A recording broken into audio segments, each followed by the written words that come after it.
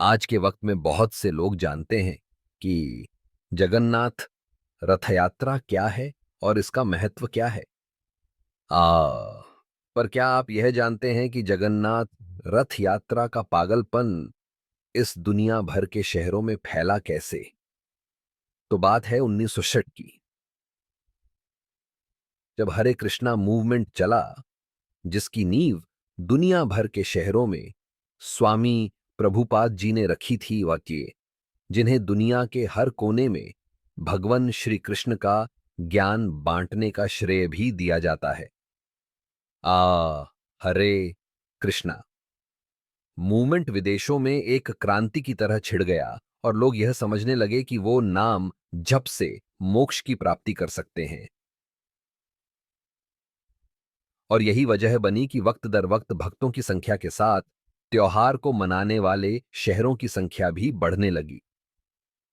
अब इसमें एक बहुत रोचक बात है जो हमें अगले फैक्ट पे लेकर आती है।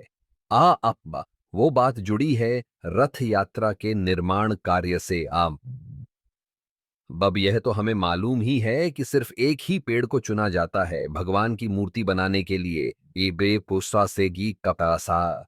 और वह पेड़ कौन सा है, उसका सपना मंदिर के पुजारी को ही आता है। लेकिन क्या आपको पता है जो लोग भगवान का रथ बनाते हैं वह कौ भी पीढ़ी दर पीढ़ी इसी काम में लगे रहते हैं और उन्हें विश्वकर्मा सेवक कहा जाता है। रथ के अलग अलग हिस्सों का काम इन सेवकों के ग्रुप्स में बांट दिया जाता है। और ऐसे ही अलग अलग ग्रुप्स को निजों का कहते हैं।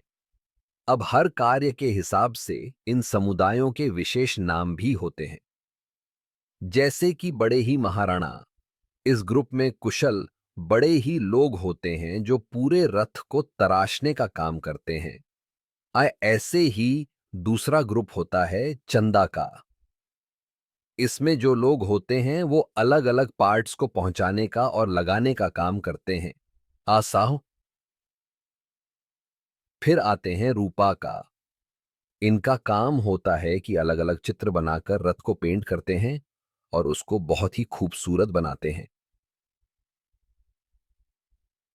और ऐसे ही और भी काफी समूह हैं जिनके अलग अलग नाम और अलग अलग कार्य हैं। और इन्हीं में से एक ग्रुप है जो प्रसादा बनाने का काम करता है। बिहा। पिछली वीडियो में आपने ये तो सुन ही लिया कि मंदिर में प्रसाद बनाने के लिए 5 से 6 मिट्टी के बर्तन लगते हैं। मैं ये और जो बर्तन सबसे ऊपर होता है उसका प्रसाद सबसे जल्दी बनता है। जबकि जो बर्तन सबसे नीचे होता है वो आग की सतह पे होने के बाद भी सबसे आखिर में खाना पका पाता है। आ ये कहानी तो हम सबने सुन ली, पर क्या हमने कभी करामा खिचड़ी के बारे में सुना है? आ तो चलिए आज सुनते हैं। बहुत समय पहले की बात है। करामाबाई नाम की एक वृद्ध औरत हुआ करती थी, जो अपने खाने के लिए सिर्फ खिचड़ी बनाती थी। और उनका खिचड़ी बनाने का तरीका बहुत ही अनोखा था। वो जिस दातुन से ब्रश करती थी उसी दातुन से खिचड़ी बनाया करती थी, और इसका कारण था गरीबी और बर्तनों की कमी। वो रोज ये खिचड़ी बनाती थी और फिर पहले भगवान जगन्नाथ को प्रसाद चढ़ाती थी और फिर खुद वो खिचड़ी खाती थी। और करामाबाई प्रभु जगन्नाथ को अपने बच्चे की तरह मानती थी और उनका रखरखाव भी बिल्कुल वैसे ही करती थी। पर एक दिन अचानक से एक बच्चा करामाबाई के घर आया और उनसे खिचड़ी मांगने लगा। करामाबाई हैरान रह गई और उन्होंने उस बच्चे को मना कर दिया, क्योंकि वो देखने में बहुत ही अच्छे परिवार से लग रहा था। गई को थोड़ी देर हुई, वो बच्चा नहीं माना और उसने फिर से करामाबाई से खिचड़ी की जिद कर ली। उस बच्चे को खिचड़ी के लिए जिद करता हुआ देखकर करामाबाई का मातृभाव जाग गया, तो इस बार वो उसे मना नहीं कर पाई और उन्होंने उसे खिचड़ी खिला दी। जब ऐसा पहली बार हुआ तब करामाबाई ने थोड़ा आश्चर्य तो किया, लेकिन जब वही बच्चा हर दिन आने लगा तो धीरे धीरे करामाबाई का मातृभाव उसके लिए और स्ट्रांग होता गया और संदेह की दीवार मात्र प्रेम से रंगने लगी।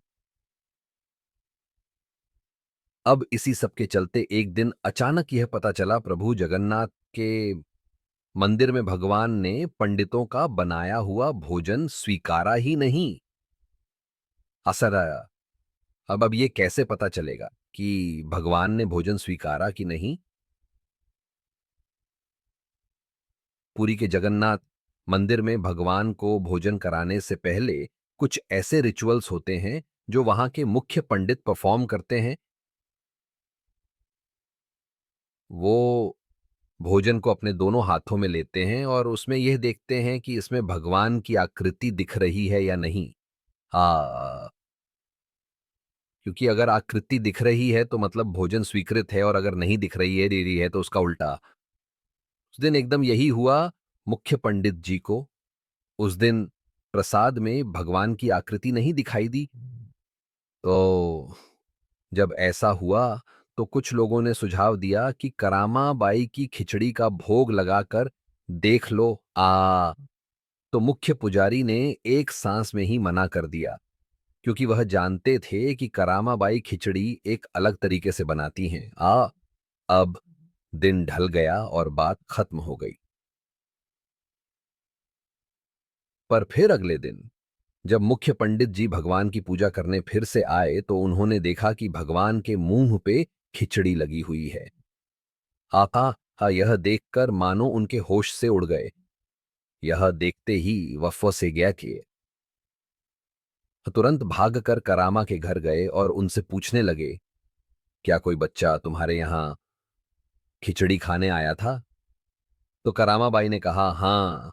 ये जवाब सुनते ही पंडित जी को सब समझ में आ गया और उन्होंने करामाबाई को बताया कि वो कोई गांव का बच्चा नहीं, बल्कि स्वयं प्रभु जगन्नाथ है, जो तुम्हारे हाथ की खिचड़ी खाने आए हैं। आकिया आती का। और उस दिन के बाद से लेकर आज तक हर साल रथ यात्रा के वक्त प्रसादा के रूप में खिचड़ी ही बनती आ रही है। मैं जानती हूं।